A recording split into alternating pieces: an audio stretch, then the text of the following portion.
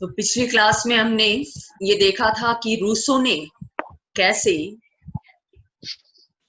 पुनर्जागरण काल की मान्यताओं का और आधुनिक नागरिक समाज की आलोचना की थी। उस समाज की यानी आधुनिक समाज की जो तर्कशीलता है, जो विवेकशीलता है, जो उपभोक्तावादी संस्कृति है, उसने कैसे मनुष्य के जीवन को भ्रष्ट किया है, नैतिक रूप से पतित किया है। ये विचार रूसो के द्वारा व्यक्त किया गया कि आवश्यकताओं के वशीभूत होकर विभिन्न संस्थाओं का सदस्य बनना उसकी मजबूरी हो गई अपनी जरूरतों को पूरा करने के लिए। किंतु इस मजबूरी में उसने अपनी वो अमूल्य स्वतंत्रता खो दी जो एक स्वाभाविक अधिकार के रूप में उसके पास मौजूद था।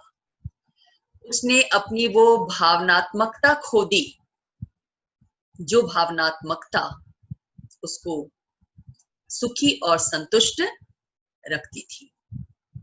आधुनिक नागरिक समाज ने उसे संवेदनहीन बना दिया, भावनाहीन बना दिया, बंधनों में जकड़ दिया। और इसके पीछे एक बड़े कारण को वो उत्तरदायी समझता है कि आधुनिक समाज में व्यक्तिगत संपत्ति की धारणा को जितना प्रोत्साहन दिया जाता है, उस प्रोत्साहन के कारण समाज में अमीर गरीब की खाई बढ़ती है, असमानता को बढ़ावा मिलता है और असमानता अल्टीमेटली धनी वर्ग के द्वारा निर्धन वर्ग के शोषण को प्रोत्साहित करती है। रूसो क्या कहता है कि ये जो व्यक्तिगत संपत्ति की धारणा उदित हुई शुरू में, तो संपत्ति धारकों ने अपनी संपत्ति की सुरक्षा के लिए ही राजनीतिक सत्ता को जन्म दिया और उसका प्रयोग किया। उन्हें अपनी संपत्ति की सुरक्षा की चिंता सताने लगी और उस संपत्ति की रक्षा के लिए उन्होंने नियमों की, कानूनों की व्यवस्था शुरू की कि हम भी इस नियम को मानेंगे, तुम भी इस नियम को मानना। उसके पीछे उनका मकसद स्वार्थपूर्ण था, अपनी संपत्ति की सुरक्षा करना था। उन्हें जनहित की कोई परवाह नहीं थी। ये विचार रूसो ने अपना जो दूसरा निबंध उसने डिजॉन एकेडमी के लिए लिखा था, ओरिजिन ऑफ इनइक्वालिटी, उसमें व्यक्त किया और उसके अनुभव पर आधारित था ये विचार। उसने देखा था कि कैसे फ्रांस में लुई शासकों के नेतृत्व में जो शासन चल रहा है, उस शासन के तहत सिर्फ संपत्तिशाली सामंत लोगों के हितों का ही ध्यान रखा जा रहा है। जन साधारण को कानून पालन की दुहाई दी जा रही है, लेकिन उसके पीछे सत्ता का मकसद, सत्ताधारियों का मकसद अपना स्वार्थ साधना है। वो जन सामान्य के हित की परवाह नहीं करते।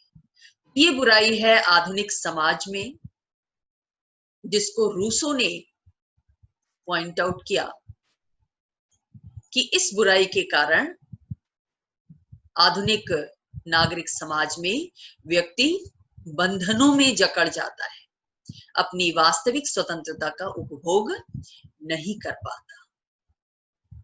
इसके अतिरिक्त जब वो नागरिक समाज की आलोचना करता है तो ये भी कहता है कि आधुनिक नागरिक समाज वैज्ञानिक उपलब्धियों पर आधारित है। विज्ञान की महत्ता का प्रतिपादन किया जाता है और विज्ञान ये दावा करता है कि वैज्ञानिक साधनों का प्रयोग करके, वैज्ञानिक आविष्कारों का प्रयोग करके पृथ्वी पर संसाधन इतने प्रचुर रूप में उपलब्ध कराए जाएंगे ताकि धरती पर निवास करने वाली पूरी जनसंख्या को अपना जीवन जीने में सुविधा प्राप्त हो सके। लेकिन रूसो ये कहता है कि प्रचुरता की आड़ में, संसाधनों को विकसित करने की आड़ में ये आधुनिक सभ्यता किसको प्रोत्साहित कर रही है? विलासिता को प्रोत्साहित कर रही है। हमारी जितनी जरूरतें हैं जीवन की, हम उससे ज्यादा संसाधनों को अर्जित करने के प्रयास में जुट जाते हैं। एक सुविधा हमें प्राप्त होती है, हम दूसरी सुविधा को प्राप्त करने के लिए प्रयत्नशील हो जाते हैं, उन पर इतने निर्भर हो जाते हैं कि उससे हमारा शारीरिक विकास भी रुकता है और मानसिक नैतिक विकास भी रुकता है। जितना ज्यादा हम मशीनों पर निर्भर होते जाएंगे, सुख सुविधाओं पर निर्भर होते जाएंगे, उतना शारीरिक श्रम कम होता जाएगा। और सभी शरीर विज्ञानी ये मानते हैं कि शरीर को एक्टिव रखने के लिए, स्वस्थ रखने के लिए शारीरिक श्रम भी आवश्यक होता है। महात्मा गांधी क्या कहते थे कि जो बिना श्रम के, शारीरिक श्रम के खाना खाता है वो वास्तव में जहर खाता है, क्योंकि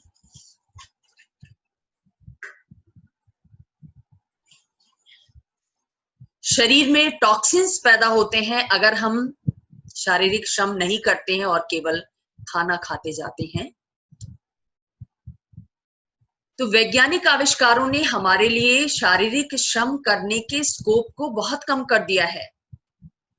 जीवन जीने के लिए जो हम पहले श्रम करते थे, अब वो श्रम कम हो गया है, क्योंकि ज्यादातर काम मशीनों के द्वारा होने लगा है। और इन मशीनों को किसने जन्म दिया? वैज्ञानिक आविष्कारों ने जन्म दिया। तो शारीरिक रूप से भी हमारा शरीर दुर्बल बनता है और मानसिक रूप से भी, क्योंकि हमारा दिमाग किसमें लगा रहता है कि हम कैसे और ज्यादा सुविधाओं को जुटाएं और ज्यादा जुटाएं, और इसके लिए फिर साधनों की परवाह नहीं करते, नैतिक अनैतिक हर तरह के भ्रष्ट साधन को अपनाकर भी सुख सुविधा जुटाने का लक्ष्य रखने लगता है आधुनिक समाज में मनुष्य। तो नैतिक रूप से भी भ्रष्ट करता है विज्ञान, ऐसा रूसो के द्वारा माना गया। वो कहता है कि आधुनिक समाज में, वैज्ञानिक समाज में, पूंजीवादी समाज में हम क्या देखते हैं कि लोग सभ्यता का ढोंग कर रहे हैं, बहुत अच्छे से आपके सामने प्रेजेंट होंगे, अच्छी पोशाक में, अच्छी बातचीत के साथ शिष्ट होने का दिखावा करेंगे, लेकिन अंदर ही अंदर उनके क्या चल रहा होगा?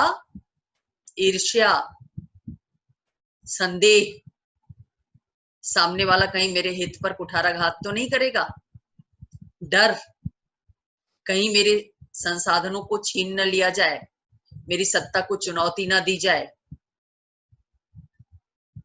और कई बार बगावत कर जाता है आदमी, घृणा का भाव उसके अंदर होता है, वो धोखा देने की सोचने लगता है। किस लिए?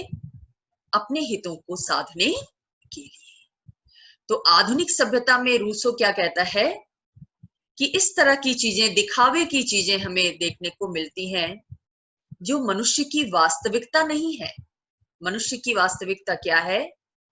उसका नैतिक जीवन, उसकी निर्दोषता, उसका भोलापन, उसका एक दूसरे को केयर करने की प्रवृत्ति,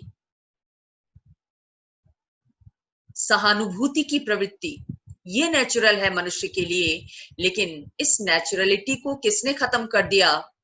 आधुनिक नागरिक समाज ने खत्म कर दिया। और इस कारण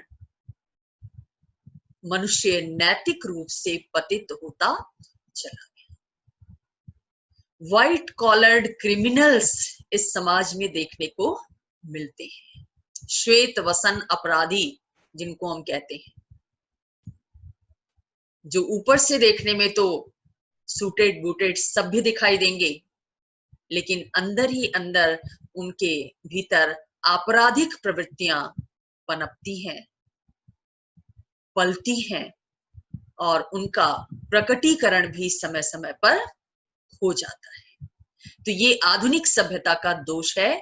और रूसो कहता है कि अगर हम इतिहास को उठाकर देख लें तो रोम और एथेंस का पतन इसलिए हुआ क्योंकि वहां भी ये प्रवृत्तियां अपने चरम रूप में पहुंच गई थी। सभ्यता और समृद्धि के शिखर का दावा किया जा रहा था, वैभव विलासिता के चरम पर थी ये संस्कृतियां, ये समाज, लिहाजा इनका पतन हुआ। तो ये संकेत करता है रूसो अपने विचारों के माध्यम से कि नागरिक समाज, आधुनिक नागरिक समाज जो विज्ञान पर आधारित है, वैज्ञानिक आविष्कारों पर आधारित है, उसका भी पतन होगा। और इस बात को सबसे ज्यादा मुखर रूप में किसके द्वारा दिया गया? कार्ल मार्क्स के द्वारा, जब उसने कहा कि पूंजीवाद अपने विनाश के बीज स्वयं बोता है। यानी आधुनिक समाज, पूंजीवादी समाज, आधुनिक सभ्यता ऐसी परिस्थितियां पैदा करती है जिन परिस्थितियों के कारण उसका पतन अवश्यंभावी है, ऐसा मार्क्स ने कहा। लेकिन सांकेतिक रूप में रूसो के चिंतन में भी ये विचार मिलता। इसलिए रूसो एक समाजवादी विचारक के रूप में भी हमारे सामने आता। आधुनिक नागरिक समाज की बुराइयों को बताते हुए वो क्या कहता है कि ऐसे समाज में व्यक्ति के नैतिक पतन के लिए खुद व्यक्ति जिम्मेदार नहीं है। कौन जिम्मेदार है? वो सामाजिक और राजनीतिक व्यवस्था जिम्मेदार है, जिसने विज्ञान, कला और तर्क को प्रोत्साहित किया और जिसका लाभ किसके द्वारा उठाया गया? संपन्न वर्ग के द्वारा उठाया गया।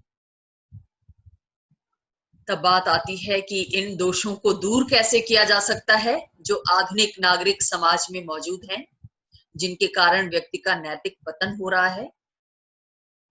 यहां समाधान पेश करता है रूसो एक ऐसे आदर्श राज्य का जो व्यक्ति को आधुनिक नागरिक समाज के बंधनों से मुक्त कर उसे फिर से वास्तविक अर्थों में स्वतंत्र बना सके। मनुष्य स्वतंत्र पैदा होता है किंतु वो सर्वत्र बंधनों में जकड़ा हुआ है।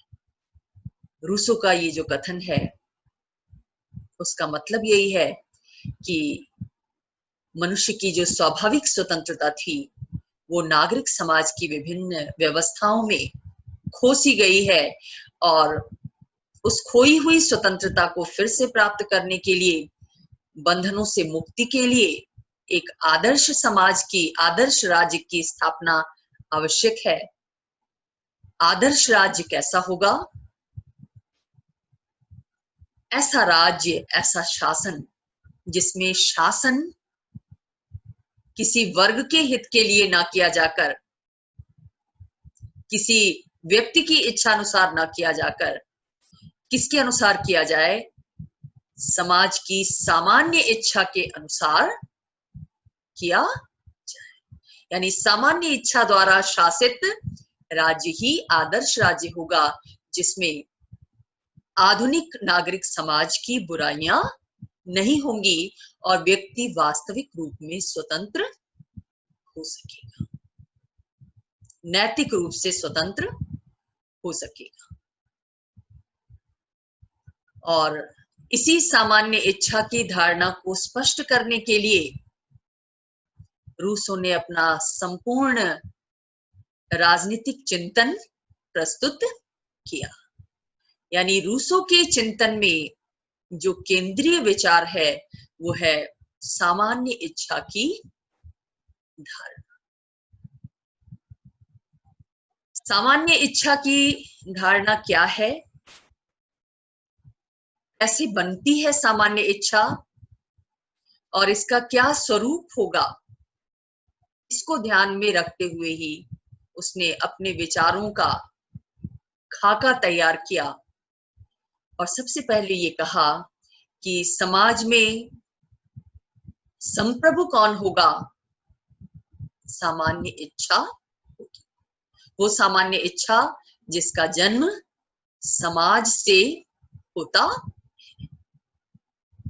लेकिन ये सामान्य इच्छा कैसे बनेगी, कैसे इस सामान्य इच्छा के तहत लोग अपनी स्वतंत्रता को प्राप्त कर सकेंगे, सामान्य इच्छा शासक के रूप में कैसे कार्य करेगी, इसके लिए, इसको बताने के लिए रूसो ने सामाजिक समझौता सिद्धांत की कल्पना की कि सामान्य इच्छा का निर्माण समझौता के माध्यम से होगा या हुआ। तार्किक रूप से वो कहता है, वो इस बात की कल्पना करता है कि एक समझौता लोगों के द्वारा किया जाएगा, जिस समझौते के माध्यम से सामान्य इच्छा को शासन करने का अधिकार दिया जाएगा। और यही वजह है कि वो एक समझौतावादी या संविदावादी विचारक के रूप में भी हमारे सामने आता है। लेकिन संविदा की कल्पना भी किस लिए की गई, सामान्य इच्छा के संप्रभु स्वरूप को स्पष्ट करने के लिए, उसके निर्माण को स्पष्ट करने के लिए, उसकी विशेषताओं को स्पष्ट करने के लिए। तो जब रूसो सामाजिक समझौता सिद्धांत की कल्पना करता है तो यहाँ पर तार्किक प्रस्तुति उसके द्वारा की जाती है। यानी वो समझौता सिद्धांत की ऐतिहासिकता की बात नहीं करता कि ऐसा इतिहास में वास्तव में हुआ होगा जैसा कि लॉक और हॉब्स ने माना, बल्कि वो सिर्फ और सिर्फ अपने सामान्य इच्छा के सिद्धांत को तार्किक रूप से सिद्ध करने के लिए समझौते सिद्धांत को एज्यूम करता है, उसकी परिकल्पना करता है। वो स्पष्टता कहता है कि ये कोई ऐतिहासिक सत्य नहीं है। लेकिन समझौते सिद्धांत की कल्पना करते समय वो भी उन्हीं प्रतिमानों का सहारा लेता है जिन प्रतिमानों का सहारा हॉब्स और लॉक के द्वारा एक संविदावादी विचारक के रूप में लिया गया। यानी वो भी मानव स्वभाव की व्याख्या करता है समझौता सिद्धांत के शुरू में। मानव स्वभाव के विषय में उसके विचार अपने पूर्ववर्ती दोनों संविदावादी विचारकों से भिन्न हैं, लेकिन कुछ हद तक लॉक के विचारों के समान है या निकट प्रतीत होते हैं। हॉब्स ने क्या कहा था कि मनुष्य एक स्वार्थी प्राणी है स्वभाव से, वो शक्ति प्रेमी है, अहंकारी है। लॉक ने क्या कहा कि मनुष्य एक सद्भावना युक्त प्राणी है जिसके अंदर सद्गुणों की भरमार है, वो शांति प्रिय है, सद्भावना प्रिय है, सामाजिकता की प्रवृत्ति उसके अंदर है। रूसो का क्या कहना है, रूसो ने मानव स्वभाव के विषय में जो अपने विचार रखे वो अपने दो प्राथमिक निबंधों में रखे, discourses on arts and science और discourses on origin of inequality. Rousseau क्या कहता है, वो हॉब्स के विचारों को नहीं मानता कि मनुष्य के अंदर ऐसी बुराइयां हैं, संघर्षशीलता है, अनवरत संघर्ष की स्थिति है स्वार्थ के कारण, जैसा हॉब्स ने माना था। रूसो क्या कहता है कि अगर संघर्ष ही सबसे बड़ा सच होता तो मानव पीढ़ी 2 पीढ़ियों में ही नष्ट हो गई होती। मानव की जो प्रजाति है वो लड़ते लड़ते नष्ट हो गई होती, लेकिन वो अब तक बची हुई है, जो इस बात को सिद्ध करता है कि मनुष्य केवल स्वार्थी प्राणी नहीं है, वो संघर्ष प्रिय ही नहीं है, बल्कि सद्गुण उसके अंदर मौजूद है, जैसा कि लॉक ने बताया। रूसो ये भी कहता है कि अगर मनुष्य के अंदर बुराइयां ही बुराइयां होती, वो अपने स्वार्थ के लिए हर पल हर दूसरे व्यक्ति से लड़ता रहता, तो व्यक्ति अपने बंधु बांधवों की मृत्यु पर शोक नहीं मनाता, उसे तो खुशी होती कि ये गया, हमारा स्वार्थ पूरा होगा। लेकिन ऐसा नहीं होता है। मनुष्य अपने बंधु बांधवों के बिछुड़ने पर शोक मनाता है। इसका मतलब है कि वो सिर्फ अपने लिए नहीं जीता, उसके अंदर प्रेम है, सहानुभूति है। रूसो क्या कहता है मनुष्य स्वभाव के विषय में? वो कहता है कि मनुष्य स्वभाव से एक भावना प्रधान प्राणी है। मौलिक रूप में मनुष्य के अंदर भावनाएं प्रबल रूप में मौजूद हैं, जिनमें दो भावनाएं प्रबल हैं, आत्म प्रेम और पर सहानुभूति। मनुष्य के अंदर आत्मरक्षा की भावना है, वो अपने आप से प्यार करता है, अपने व्यक्तित्व से प्यार करता है, अपने वजूद से प्यार करता है। वो चाहता है कि वो अच्छी जिंदगी जिए, लंबी जिंदगी जिए, लेकिन उसके साथ साथ उसमें दूसरों के प्रति भी सहानुभूति की भावना है। वो ये नहीं चाहता कि सिर्फ मैं ही अच्छा जीवन जीऊं, बल्कि वो ये भी कोशिश करता है कि मेरे समान दूसरे भी अच्छा जीवन जिए। तो ये दो भावनाएं प्रबल रूप में मौजूद है उसके अंदर। भावना प्रधान प्राणी है मनुष्य, अर्थात रूसो ये मानता है कि मौलिक रूप से मनुष्य के अंदर विवेक की प्रधानता नहीं है। किसकी प्रधानता है? भावनाओं की प्रधानता है। कहते हैं ना कि दिल और दिमाग ये दो चीजें होती हैं, तो भावनाओं का संबंध किससे होता है? दिल से होता है, और विवेक का संबंध दिमाग से होता है। रूसो ये कहता है कि मनुष्य मौलिक रूप से दिल के अनुसार कार्य करने वाला प्राणी है, दिमाग के अनुसार नहीं। और यहां पर मैं आपको बता दूं कि मनुष्य के अंदर भावनाओं की प्रबलता पर, उसकी प्रधानता पर बल देने के कारण रूसो ने उत्तर आधुनिक राजनीतिक चिंतन का मार्ग प्रशस्त किया।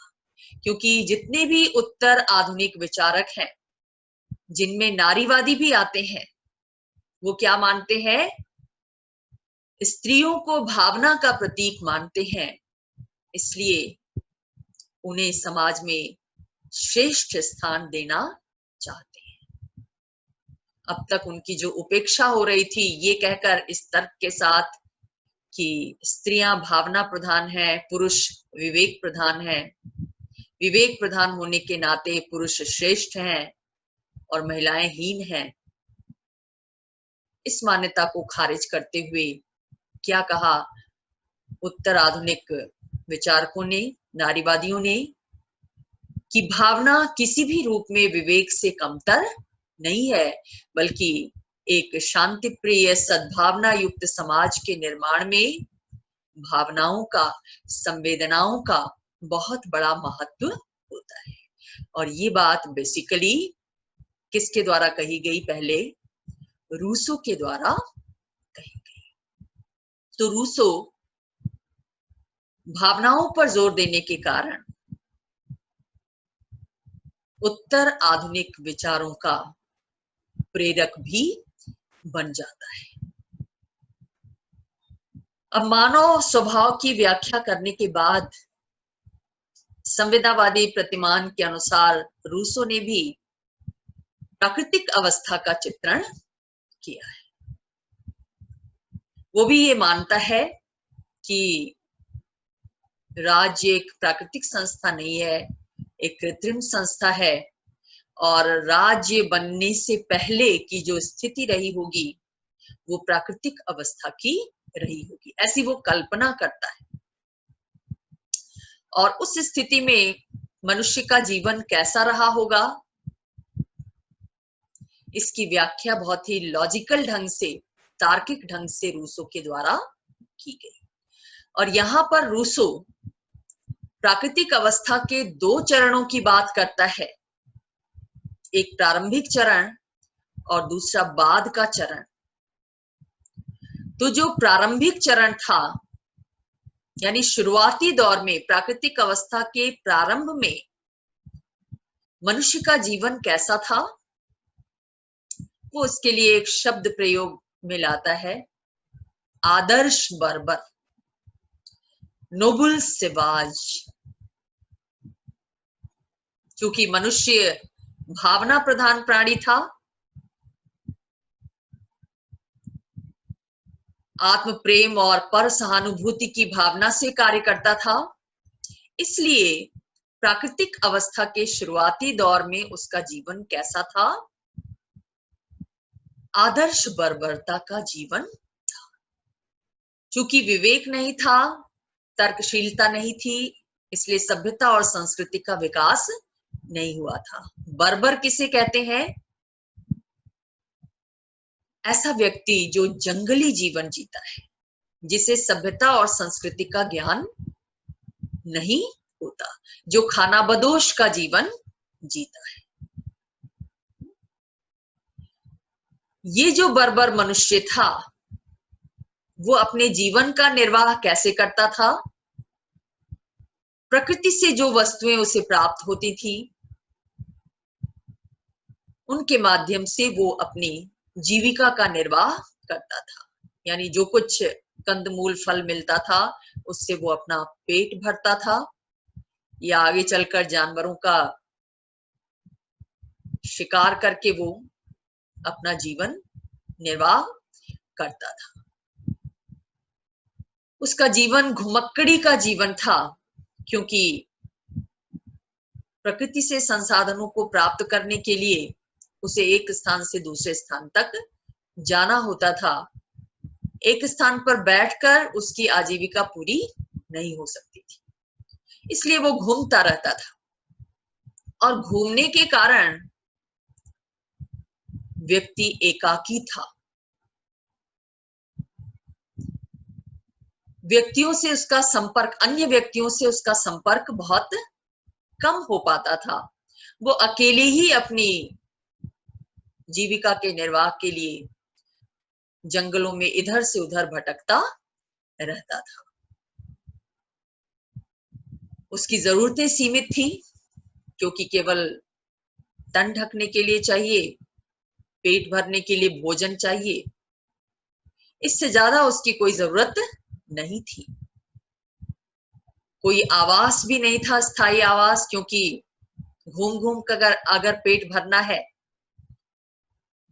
तो फिर एक स्थान पर स्थायी आवास बनाकर यह आवश्यकता पूरी नहीं होगी। इसलिए वो कोई स्थायी निवास स्थान अपना नहीं बनाता था।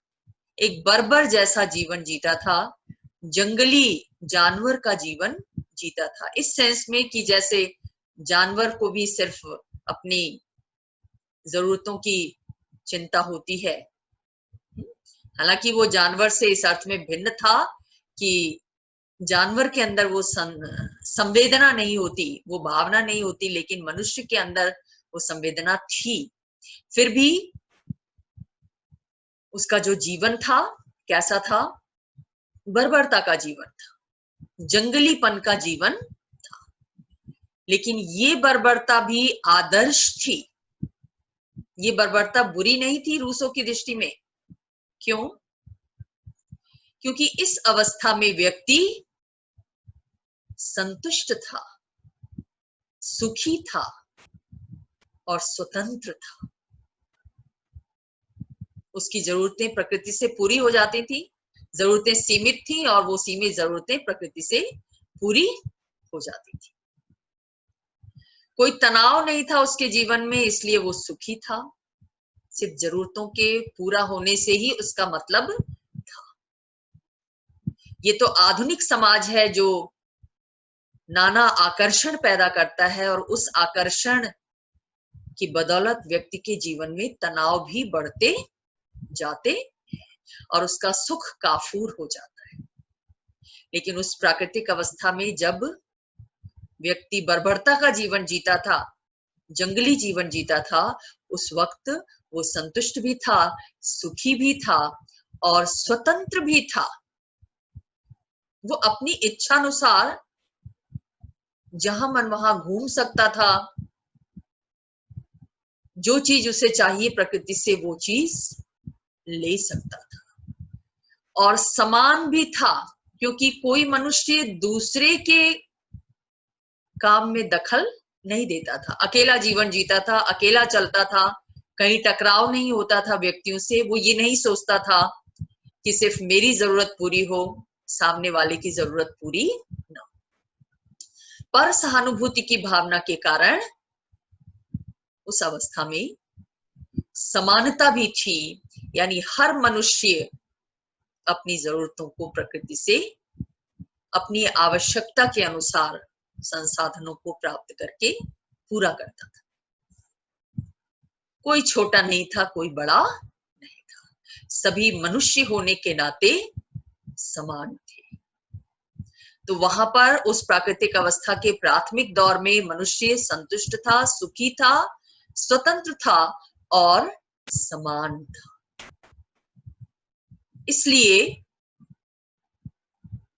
रूसो ने क्या कहा कि वो बर्बर अवस्था कैसी थी? आदर्श थी, अच्छी थी, जीने योग्य जीवन जीता था मनुष्य उस समय। किंतु प्राकृतिक अवस्था का ये चरण लंबे समय तक कायम नहीं रह सका।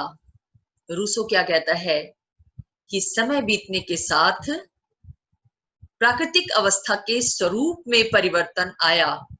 मनुष्य ने प्राथमिक चरण से दूसरे चरण में प्रवेश किया।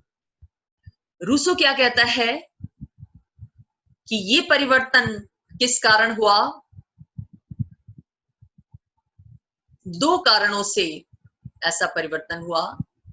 वो दो कारण कौन से थे? एक तो मनुष्य के अंदर विवेक का उदय हुआ और दूसरे व्यक्तिगत संपत्ति की धारणा का उदय हुआ। इन दो कारणों ने प्राकृतिक अवस्था का जो आदर्श स्वरूप था उसको समाप्त कर दिया। रूसो ये कहता है कि मनुष्य के अंदर शुरू में जो भावना प्रबल थी, उस भावना का स्थान जब से विवेक ने ले लिया, यानी उसके अंदर विवेक का उदय हो गया, वो तार्किक दृष्टि से विचार करने लगा, दिमाग से काम लेने लगा, तो उसके अंदर पर सहानुभूति की भावना धीरे धीरे समाप्त होने लगी और मेरे तेरे की भावना बढ़नी शुरू हो गई। स्वार्थ की प्रबलता आती गई। प्राकृतिक संसाधनों को पहले वो अपनी जरूरत के अनुसार लेता था, फिर जब विवेक का उदय हुआ तो उसने सोचा कि क्यों ना इन संसाधनों को हम इकट्ठा कर लें और इकट्ठा करके उसे बढ़ाते जाएं ताकि हमारी जरूरतें अनवरत समय तक पूरी होती। फिर जब उसने संपत्ति इकट्ठा कर ली तो उसके संरक्षण की चिंता उसे होने लगी कि दूसरे कहीं उसकी संपत्ति को हड़प न लें। आपस में संघर्ष शुरू हुआ, यानी इस विवेक ने ही संपत्ति की धारणा को भी जन्म दिया। घुमक्कड़ी जीवन समाप्त हो गया उसका विवेक के उदय के साथ। अब वो एक स्थान पर रहने लगा कृषि का आविष्कार किया उसने। पहले तो अनायास ही प्रकृति में जो फल मिल जाते थे उन्हें खा लेता था। जब विवेक का उदय हुआ तो उसने सोचा कि क्यों न इन बीजों को एक साथ जमीन में बोकर उनसे एक साथ उत्पादन किया जाए। ये विवेक काम कर रहा था उसका। तो इस विवेक की वजह से उसने कृषि का आविष्कार किया। व्यक्तिगत संपत्ति की धारणा आई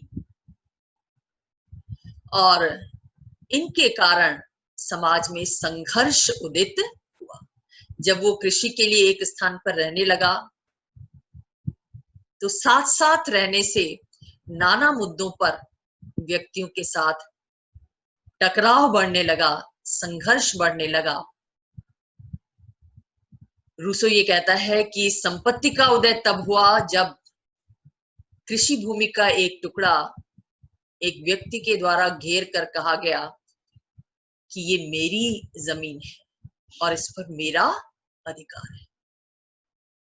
वहीं से व्यक्तिगत संपत्ति की धारणा का उदय हुआ। उससे पहले व्यक्तिगत संपत्ति नहीं थी, सार्वजनिक संपत्ति, प्रकृति की संपत्ति सबके लिए समान रूप से खुली हुई थी। फिर अनुसरण किया गया उसका दूसरे लोगों के द्वारा। एक व्यक्ति ने जब जमीन घेरा तो दूसरे ने भी घेर कर कहा ये मेरी है, ये मेरी है, और ये मेरी का सिलसिला बढ़ता चला गया। ऐसे में जो कमजोर लोग थे, जो थोड़े भोले भाले थे, जिनमें अभी विवेक का, तर्कशीलता का इतना उदय नहीं हुआ था, उन्होंने इन शक्तिशाली लोगों की, इन व्यक्तियों की, इन विवेकी लोगों की, इन तार्किक लोगों की बात को मान लिया कि हाँ ये ठीक कह रहा है, ये इसकी संपत्ति है, तो ये इसकी संपत्ति है, हमें इसे मानना चाहिए। और यहीं से असमानता भी शुरू हो गई। जो चालाक लोग थे उन्होंने ज्यादा संपत्ति बनानी शुरू कर दी, प्रकृति के संसाधनों पर ज्यादा अधिकार कर लिया। धीरे धीरे क्या हुआ, जो निर्धन लोग थे उनके मन में असंतोष पैदा हुआ कि ये तो सिर्फ अपने लिए ही कर रहा है। इस असंतोष के कारण उन्होंने फिर धनिक लोगों के खिलाफ षड्यंत्र रचना शुरू किया कि हमें भी संपत्ति में हिस्सेदारी मिले, क्यों कर कुछ ही लोगों के पास संपत्ति रहे।